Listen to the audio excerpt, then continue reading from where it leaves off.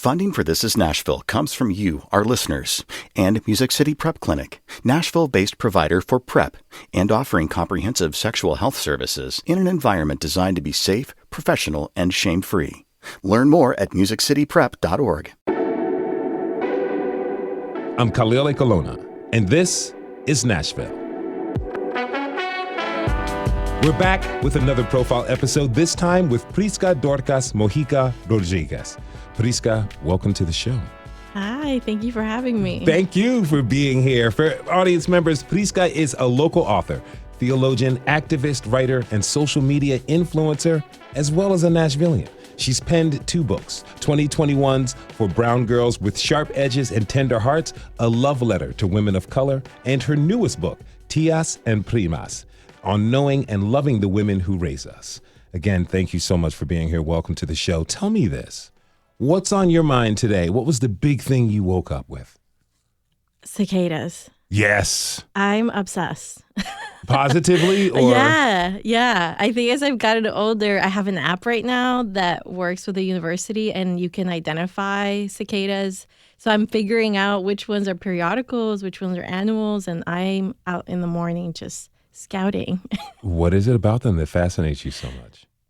It's loud and it's beautiful and they look prehistoric and I don't know. It's the thing that I love about Nashville. I live like 5 minutes from downtown, but I have what feels like a forest in my backyard. Yes. Like that you get like that city view or that city feel, but then you still feel like deer still walk in my backyard and that feels magical, unlike other places. I hear what you're saying. I think you might be able to feel this being a social media influencer, right?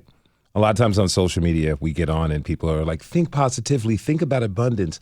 If you look at what is happening right now in our ecosystem, it is nothing but abundance. Here we have these animals, these insects that are coming up by the hundreds of thousands, if not millions, right? And swarming us. But what are they doing? They are giving back to the ecosystem. My cats are eating them. I've seen birds eat them. Yeah. I've seen spiders catch them. They are feeding up. So if you feel dry or you can't have anything, now is the season of abundance. Now is the time to manifest. Nature is telling us that. Yeah. And it's feminist AF. I don't know if I can say that. I can curse. Yes, well, you can't curse, but that works for me. Because I'm learning that the males come out first to be in abundance and to become preyed on. So that when the women come out, the females come out, they're in a safer environment because the space is saturated with them now. Like the dogs and cats aren't picking at them. The birds are full. Yeah. And it creates the environment for them to breed and have what they're going to lay for the next 13 years. Hey, look, at least for one species, men are doing what they're supposed to. Right? I'm like, yeah. You're a writer. You stumbled to the career by accident. Yeah. I want to talk about that a little bit. What was your career before you began writing? Oh, I didn't get started. I graduated from Vanderbilt Divinity School, and nobody tells you when you don't have connections with your parents or whatever. Like when you're first when you're first generation college, nobody tells you that some of your degrees are just not going to translate to jobs. So I graduated with my master's of divinity and nobody was hiring me. They said I was overqualified and what is it when you don't have work? Under experienced, overqualified. Yeah. Wow. And so nobody was hiring me. And I ended up working at Neiman Marcus outlet store. Nice. And from that place there's a heartbreak when you're first gen because everybody tells you stay in school. If there's statistics, if you get a high school diploma, you can make this much. If you get an associate's degree, you can make this much. If you get a bachelor's, there's like all these numbers I was given. And I was just like, where's my $50K? Yeah. What happened? Like I did everything. I sacrificed everything to stay in school and do the thing. And I'm now working at Neiman Marcus at the floor, customer service at the outlet. And it's a perfectly respectable job. Yeah. But there was that crush, like that heartbreak of it doesn't matter how brilliant you were, how hard it was for you to get all those degrees. And from that despair, I started to write Instagram captions. Okay. And from Instagram captions, so I graduated in May 2015. In August 2015, Huffington Post, the Latino Voices section, their editor reached out through a DM on Facebook. And she was like, I love your writings. You should write for us. Somebody slid up into your DMs with a job offer. Tanisha Ramirez was her name. Yeah. That's awesome. And I was like, troll. Because at this point, the heartbreak it isn't the beginning of a heartbreak. It's been heartbreak. Mm-hmm.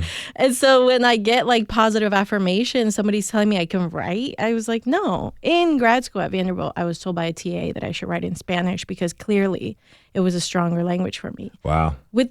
I'd never gone to school Wow. and been taught to write academic papers in Spanish. Like, that was a really wrong assumption.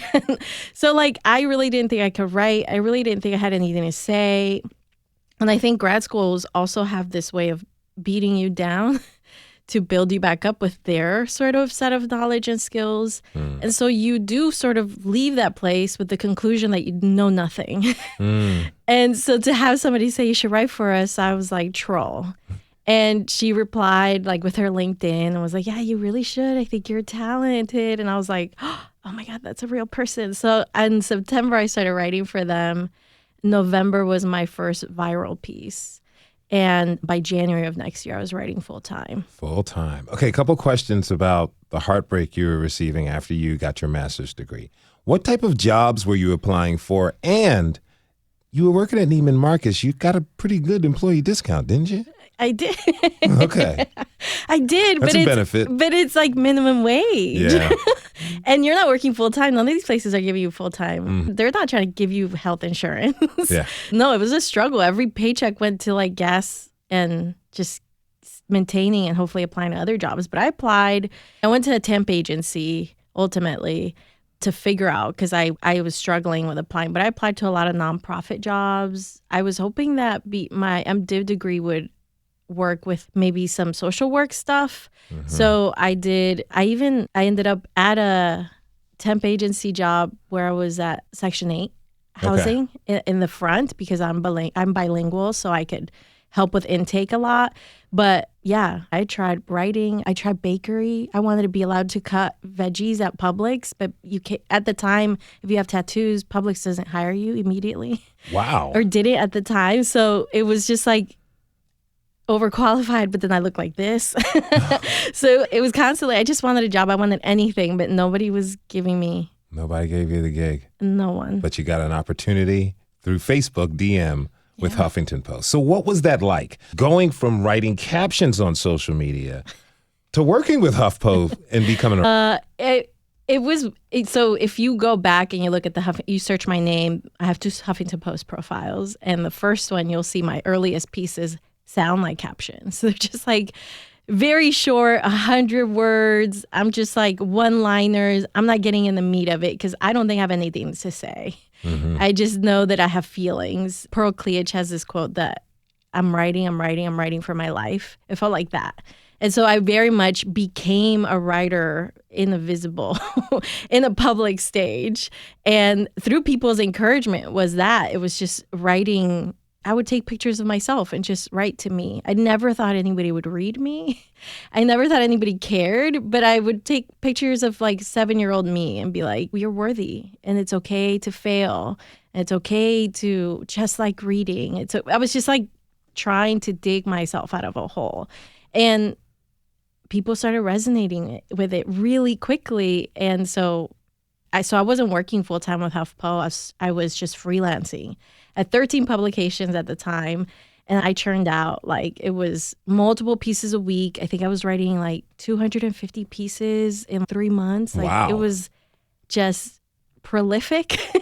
But it was my way of figuring out what's my voice, what am I saying, and how do I say this thing? And people very much reading they tell you not to read comments when you're an author. Yeah. But I needed the comments to kind of, okay, I need to adjust. Like people would say, because I refer to myself as brown. Okay. Because I am racialized by people. There are Latinas who look white, and there are Latinas who are black. And so I have a particular racialized experience. And so people were reading my pieces and who were white passing and would be like, oh, I'm brown too. Brownness is a metaphor. So I'd be like, no, I got to clarify.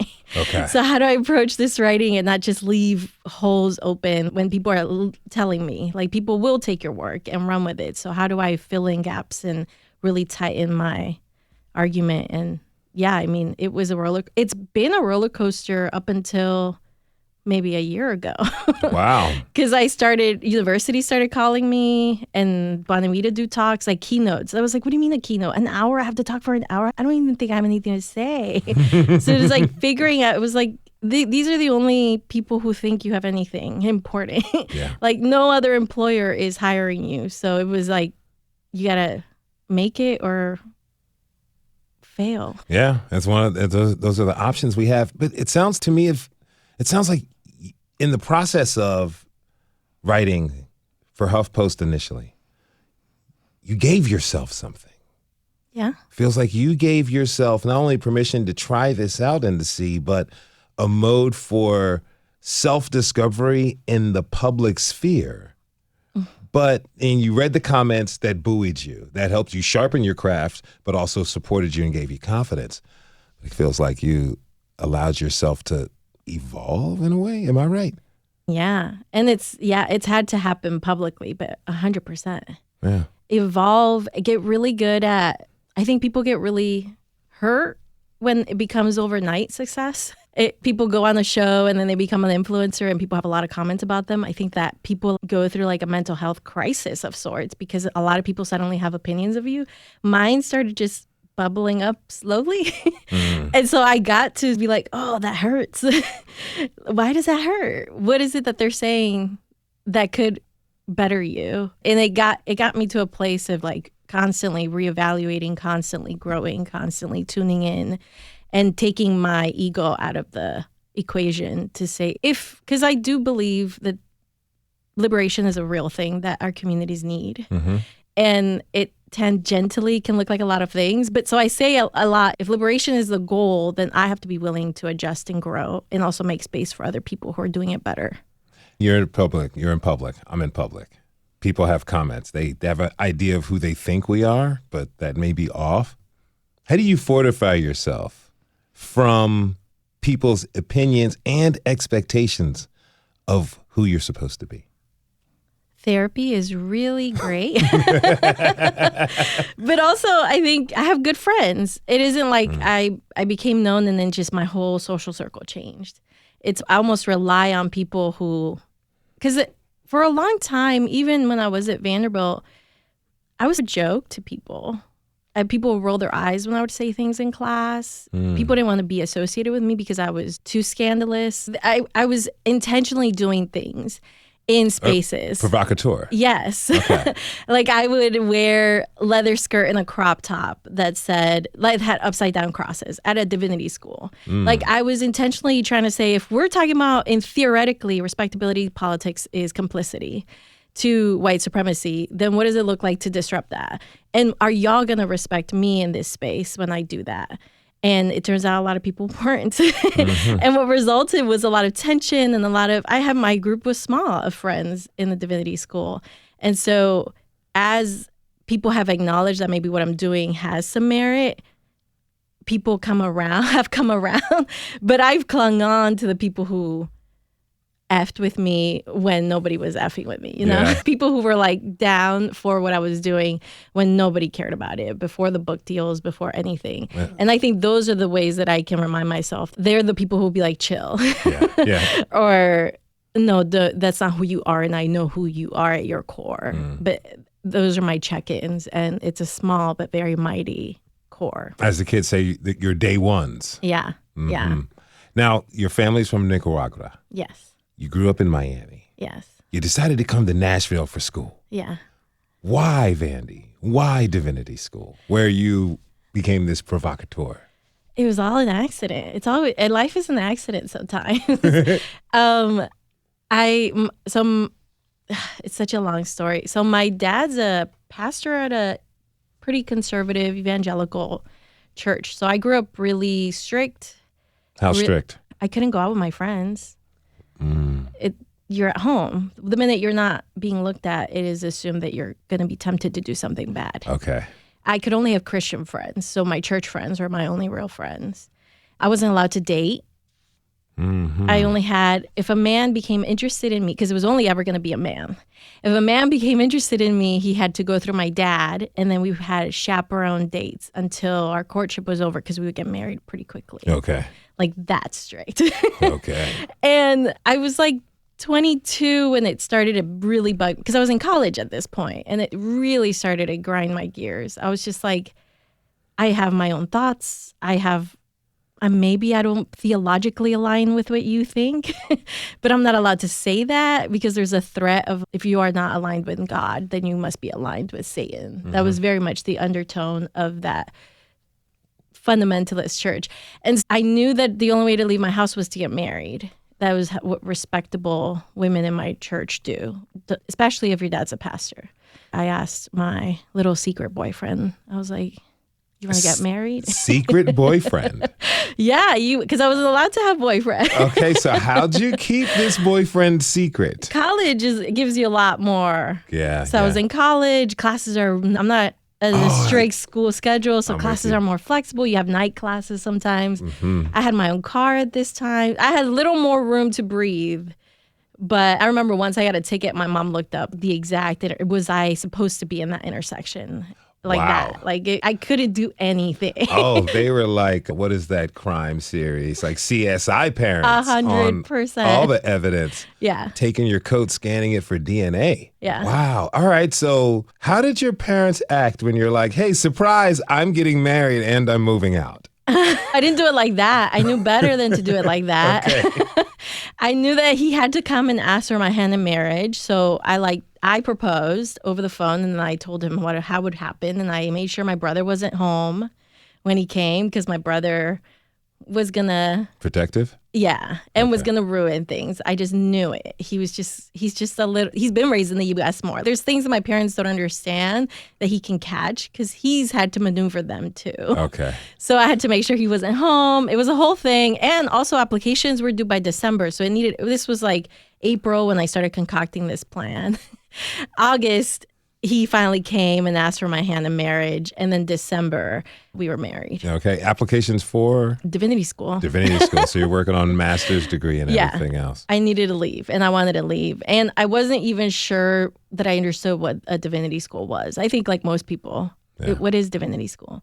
But I knew it was Bible and Jesus something, I said. And so that was going to be sanctioned by my parents. And they were like, hey, we're good with that. Yeah. How did your parents react?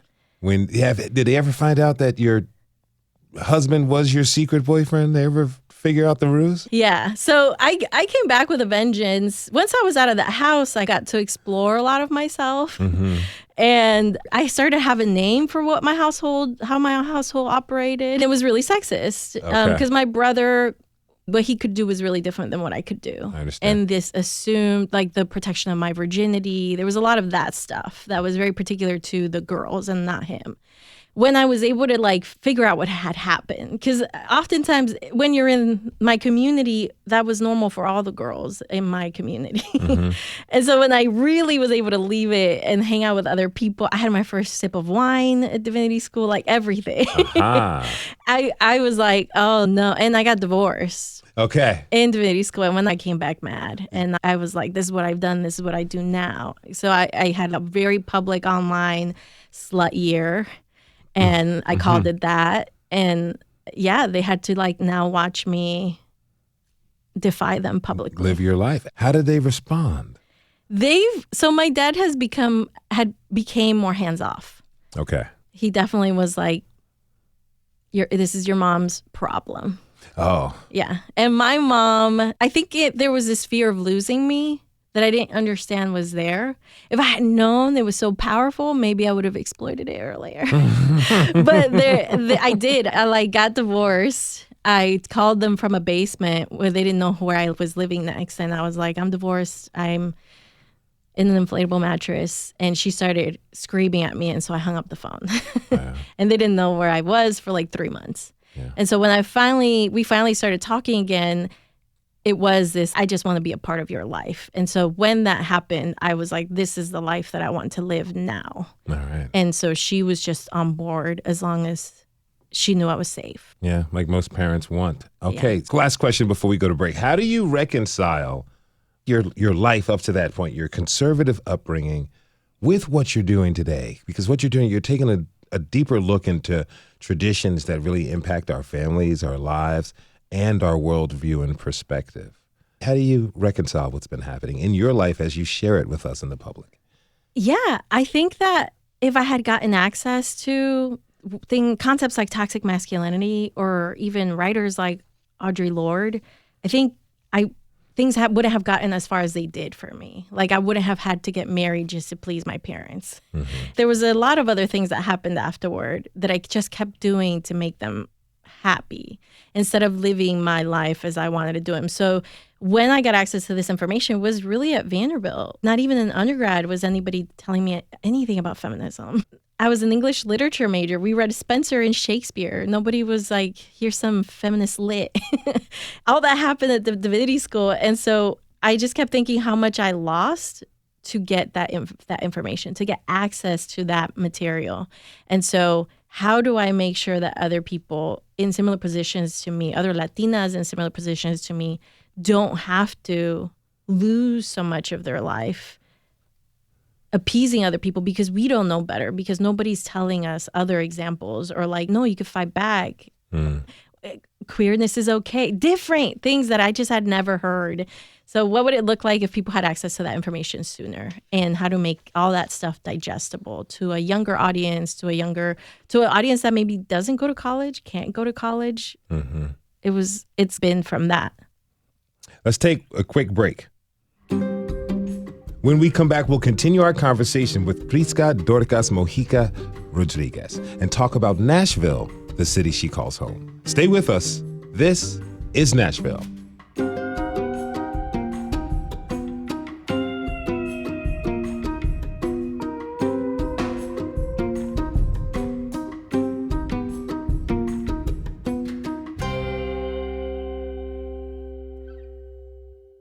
Funding for This Is Nashville comes from you, our listeners, and Music City Prep Clinic, Nashville-based provider for PrEP and offering comprehensive sexual health services in an environment designed to be safe, professional, and shame-free.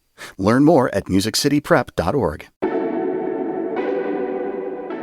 I'm Khalil Colonna, and this is Nashville. My guest is Prisca Dorcas Mojica Rodríguez, author of the 2021 release For Brown Girls with Sharp Edges and Tender Hearts, a love letter to women of color. Her newest book, Tias and Primas, on knowing and loving the women who raise us, is coming out soon. Now, before the break, we learned about how she grew up and her secret boyfriend. Now, let's talk more about Nashville, how she's adapted to the city that she calls home, and how the city has adapted to her. Prisca, again, thanks so much for being here. Thank you for having me. Really, this is really great. I'm having a lot of fun. Okay, so your family's from Nicaragua. You grew up. Did you have a relationship with the country? I was born there. Born there? Yeah. When did you move here? I was 7 years old. Okay. In 92. Okay. Yeah. What was it like when you first got to the States? So Miami's an interesting city. At the time, so Cubans were the largest population in Miami. Second largest were Nicaraguans. Okay. And we moved to a neighborhood that at the time was known as Little Nicaragua. All right. And I used to say it was like being in Nicaragua, but with air conditioning. Because our street vendors were still there. The most obscure things like helados and nancite is a fruit that grows very specifically in Central America. I could get those down the street. And so it felt and people knew where Nicaragua was. It wasn't weird to be Nicaragüense. And nobody stuttered. Nobody thought twice about it. Being an immigrant was like, in 92, I think there was a huge immigrant wave too. So I came in my first grade class.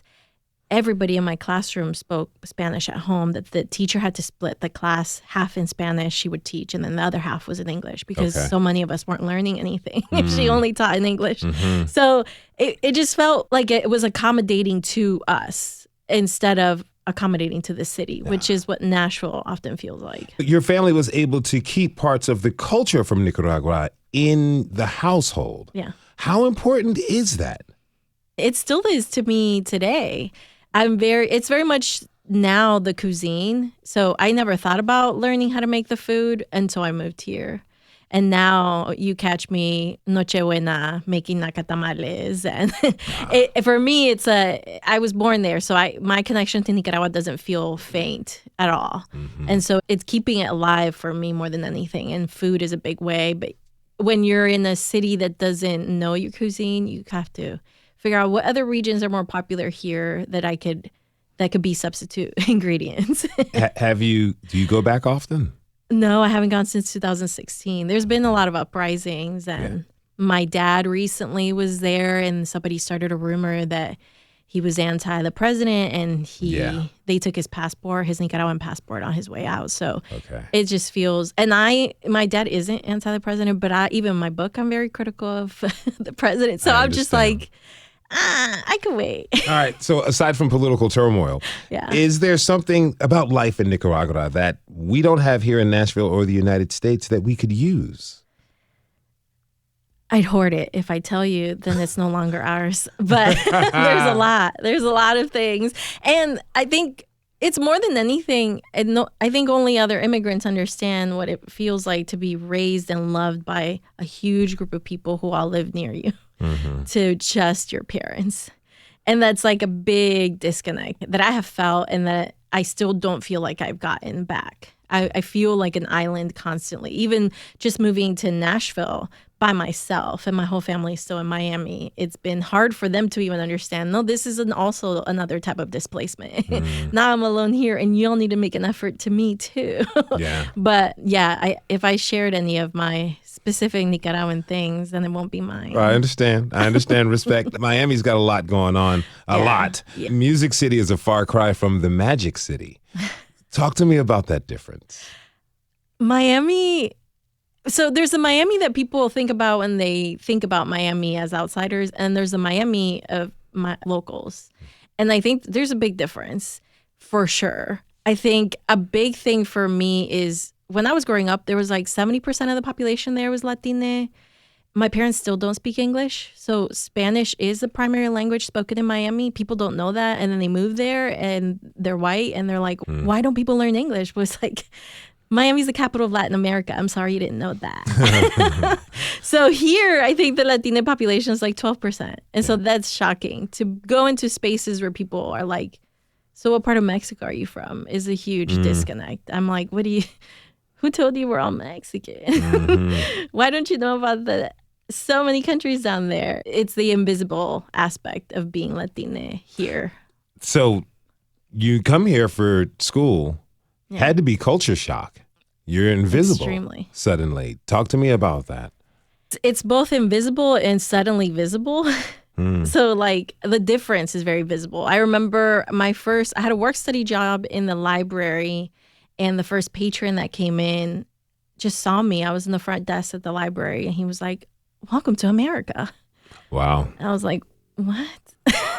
Like that nobody cares about you, but they still want to point the fact that you're different. You're not from here. Where are you really from? I had never gotten those questions before. It was just, you're Nicaraguan, and I was proud to be Nicaraguan, and that was it. But here it was like this fascination. Like it felt like it was either you're only Mexican and I don't care about you, or there was this extreme, I've never been around someone like you. I want to skin you alive and wear you. And so that was very suffocating for a minute until I figured out my footing and where I belonged and the people who could see me as human. That what it was like for you attending Vandy in that sense. What were you hoping to learn while you were in school there? I think originally it was the church had been so oppressive to me personally. So it was like, how do I figure out, what am I not understanding? Because this like sexism feels wrong in my body.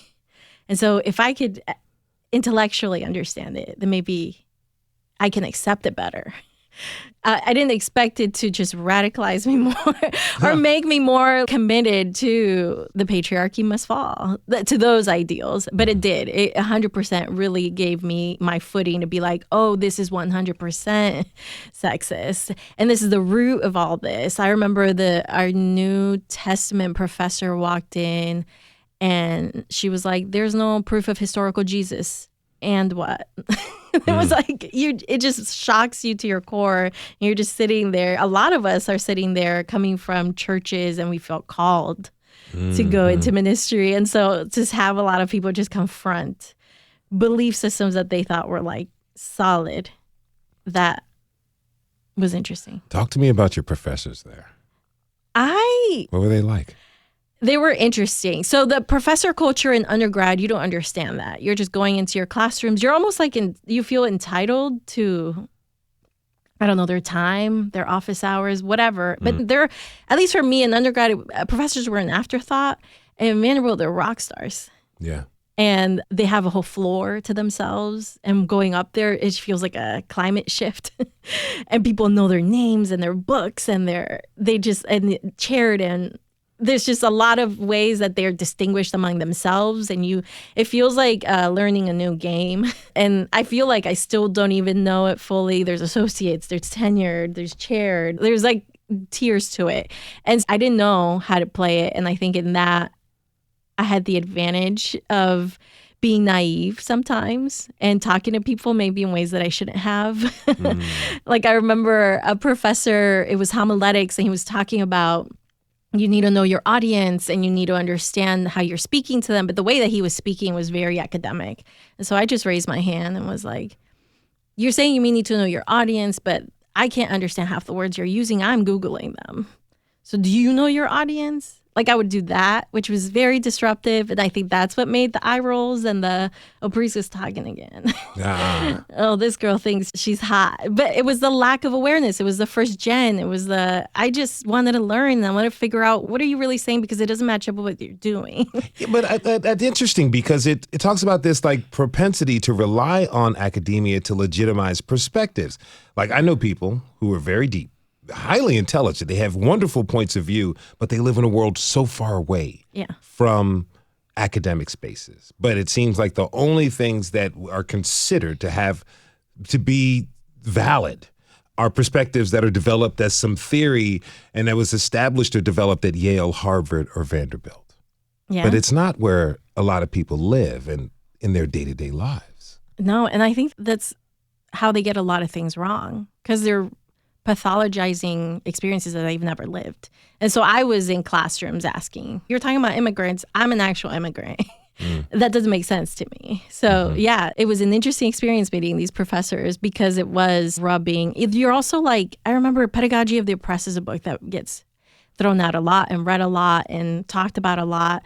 But in Pedagogy of the Oppressed, what Paulo is saying is that students or oppressed people of color aren't these empty vessels. Like they've got a lot of experience that as somebody who's seeking to teach them needs to learn to value what they've already got within them and just water it.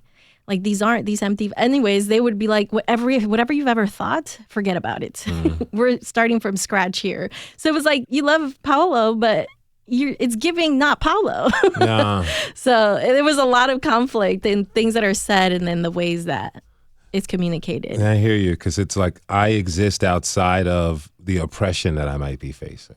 Yeah. Do you, and I do want to ask you one question. I'm thinking about like the assimilation that kind of happens in the country. For non-white folks, one's work or point of view has to be given through the prism of whiteness in order to be legitimized or even digested. Does that really resonate with you? Yeah. Yeah. In specific spaces. Yeah. And so I think that's where I live doing my work, is saying no. In my book intro, I'm like, I don't care about writing for white people. I'm very intentional about that, but white people didn't review it. Yeah. It was sent out to all media. They didn't pick it up. So it does cut the minute you say this isn't for you. You almost have to cater to that white gaze and to get that legitimacy. Yeah. 100%. How do you think things would be different if you stayed in Miami for school rather than going to Vandy? I think it'd be completely different. I think I'd have 3 kids, still be married, and still be going to my parents' church. It just would have been, it's scary to think about sometimes. I think I needed to leave to dare to think differently. Because not only was like all of their teachings, very rigid, but they enforced it with the rod. And it was biblical based. Their rod was a literal wooden stick that had a Bible scripture on it. And so I lived with fear around defying them, and space allowed me to be like, are they going to get on the plane? Yeah. And get the rod? No. Yeah. So I needed that. What was the scripture written on the rod? It's up to the parent to hit them with the rod. It's the scripture about the rod. Gotcha. Yeah. Wow. Okay, we're going to take one more break. When we come back from our short break, we'll continue our talk with Prisca Dorcas Mojica Rodríguez about her newest book, Tías and Primas, on knowing and loving the women who raised us. You can always join the conversation by tweeting us at This Is Nashville. We'll be right back.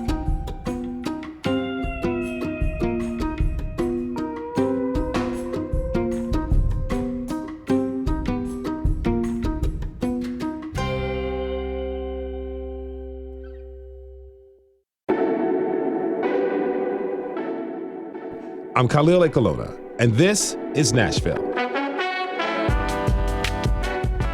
My guest is the author Prisca Dorcas Mojica Rodríguez. Her newest book, Tías and Primas, on knowing and loving the women who raised us, focuses on the women in Prisca's life and labels that society and sometimes our families give each other. Prisca, again, thanks for being here. Thank you for having me. Okay, so your first book, For Brown Girls with Sharp Edges and Tender Hearts, a love letter to women of color, was inspired by your time at Vanderbilt. Am I right? Yeah. What did you want to write about your experiences there? It's really a way of utilizing storytelling to teach theory. So there's a chapter on colorism. And so I talk about my experiences. But Vanderbilt was so formative for me, so it just comes up. There's the male gaze. There was a instance with a staff member at Vanderbilt toward the end, and so I write about like what does it mean to divest from the male gaze and the consequences of that. And those were real consequences that I faced while I was at Vanderbilt. Everything, white fragility, everything is it all boils down to this very intense place where I changed a lot and I learned a lot and I faced a lot of conflict because I was disruptive. And you lay this all out to bear in this book for people, strangers, to read. And earlier in the show, we were talking about people's perceptions. Yeah. So you share this. A stranger is obviously going to develop perceptions and thoughts about you. What type of response did you get once the book was out? I was prepared for the worst, I'll tell you that. The way that publishing works is usually you have a year where you submitted your final manuscript and then there's a year before it publishes and you just sit. And I sat and rotted. Like all the thoughts, I just anticipated. I knew every line, every paragraph, like every page where I was like, I'm going to get dinged for that. I'm going to get dinged. I just anticipated the worst. And then it came out and even on Goodreads, I think it's a 4.5, which is rare for Goodreads still. So it's been a pretty nice reception. Despite white media not covering it, it's been a really great reception and people have resonated with it. Even people who ding me for it, it's mostly because I might be corny or something. But it isn't like content-wise. I think that I studied the stuff and it took a lot of research for me to say the things that I say. You said white media didn't really cover it, not even in the phase particularly. There's been a lot of push for its diversity, particularly since 2020, and there was still no pickup of it. What certain places did was so that I got a billboard in, I think, Times Square. But it was with a lot of other Latino books, and it was Hispanic Heritage Month, so it comes out at that time. So it felt like that, like it got ticked off a list. Like we did the thing, pat ourselves on the back. But yeah, in terms of interviews and stuff, it's been mostly Latina media that's really reached out and pushed the book. But otherwise, no. What about local reception to the book? What was that like? Zero. I think, David from the Tennessean. He interviewed me. Yes. He interviewed me and covered it and bought it and loved it or said he loved it. But yeah, that was it. Wow. Yeah.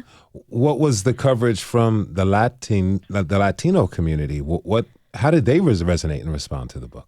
It's It's been well received. Women love it. Women of a particular age range, I think it's like mid-20s to 40s, really love it. Feel like I'm saying things that nobody's saying about our experiences. And because I am so aggressive about this isn't for white people, I think that they've also enjoyed that. Because I am very intense in the beginning. Like, this is for you. I have a very specific audience in mind, and white people have entire libraries. Keep your libraries. This is for us, and I hope that it stays within us. So how do you balance this idea of really not writing to cater to white people, but also dealing with the feelings of being rejected by white and broader media? Even though it isn't for white people, rejection and being passed over still sucks. It does, but I think people of color need to be critical about when white people like our stuff too much. Why? I think, what are we scratching for them? Because I think a lot of when they like stuff of ours, it takes off their boxes. Oh, this is the immigrant story I wanted to read. This is the Black story I wanted to read. This is the LGBTQIA story that is palatable to me. I think we need to be like, I don't know. I think we need to like tread lightly when white people praise our stuff too much, because we're losing somewhere or someone, a reader in that.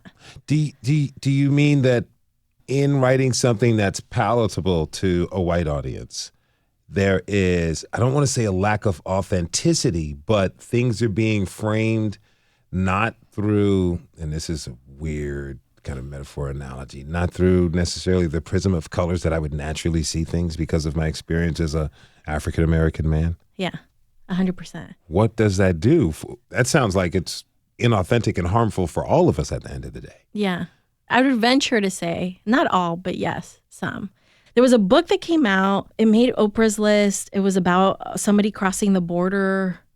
And it was like everyone, all white media went wild for it. But this person was not Latina, had never lived in the border. Like, it was a very for white people book, but it got all the media attention. American Dirt you're talking about? Yes.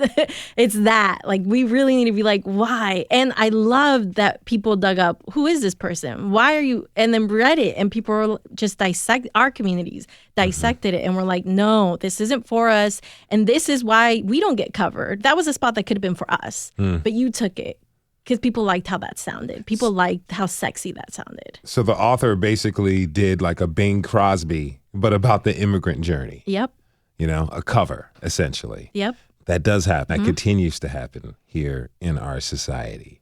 Oh, we're getting deep. I didn't intend to get this deep, but let's go there. What does that tell you about not the greater society and culture in general, but specifically about Nashville? What does that tell you?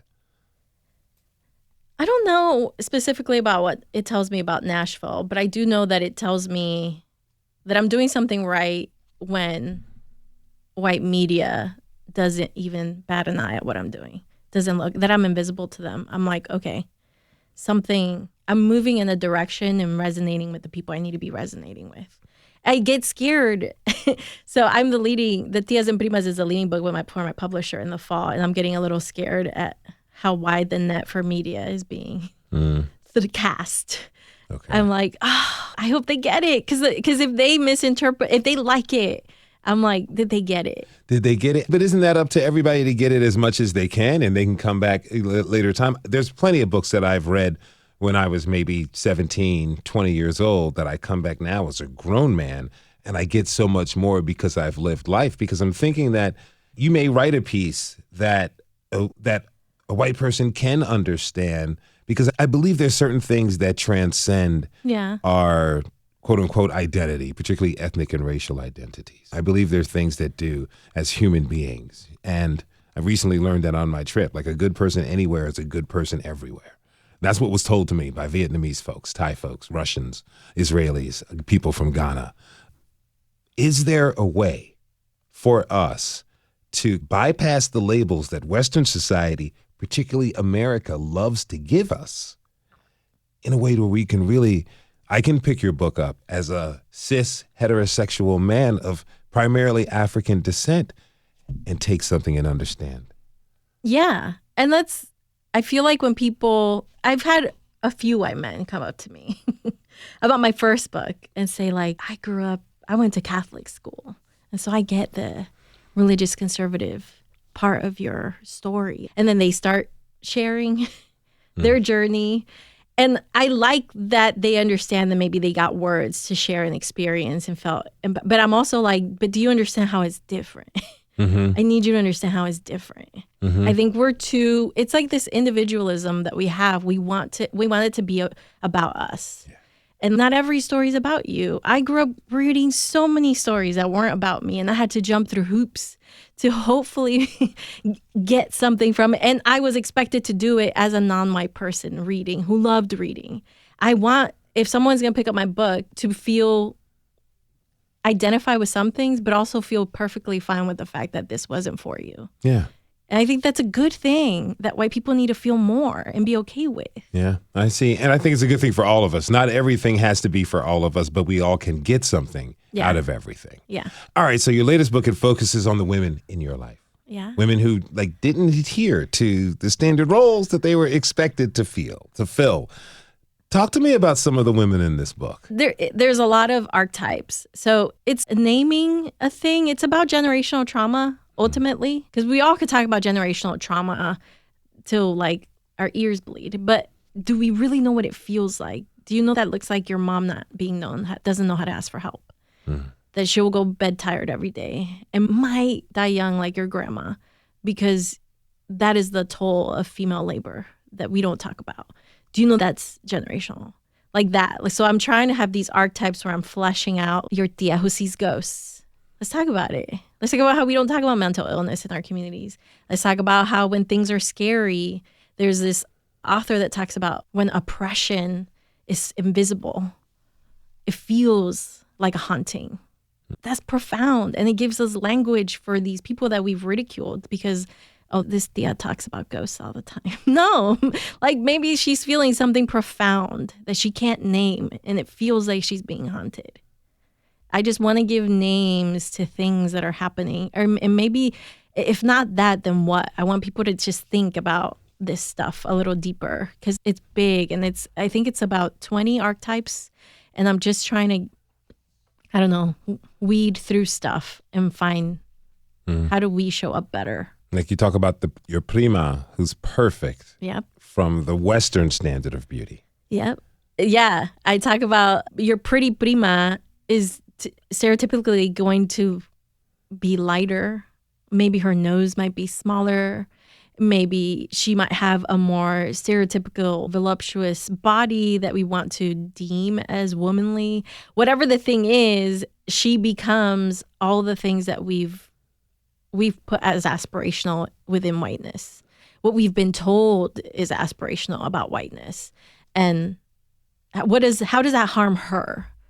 Because as I've seen the pretty prima I was like talking to a few people about this and somebody said, yeah, my pretty prima went to private school and we went to public school. Like it really, it separates them and it tells them that their value is through their looks. But what happens when she ages? Has anybody told her that what she has to say is important? Have we really analyzed the ways that we are pushing something on her that she may not even fully feel? It's just asking more questions and hoping to do better by her. It's really going to be a fantastic book when it comes out. When is it dropping? September 10th. September 10th. Make sure you all go out and get yourself a copy. I want to thank my guest, Prisca Dorcas Mojica Rodríguez. She's a Nashvilleian and an author whose newest book, Tias and Primas, On Knowing and Loving the Women Who Raise Us, is hitting shelves in September. Prisca, thank you so much. Thank you for having me. I really appreciate it.